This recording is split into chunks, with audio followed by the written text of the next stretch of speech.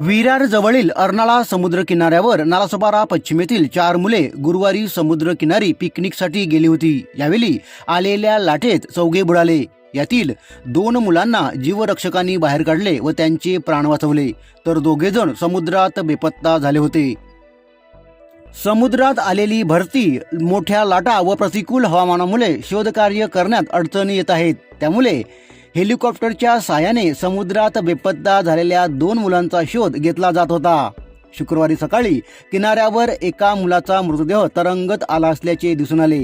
स्थानिक नागरिक व जीवरक्षकांनी तत्काळ त्या मुलाचा मृतदेह बाहेर काढला।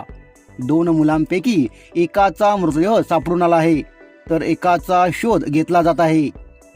गुरुवारी सकाळी झालेल्या या घटनेत अब्दुल हमसुद्दीन शेख वय 19 आणि 7 अफसर खान वय 16 यांना जीवरक्षकांनी समुद्रात उड्या मारून वाचवले होते, तर शोएब खान वय 18 आणि अयान झाकीर हुसेन वय 19 हे 2 जण बेपत्ता झाले होते।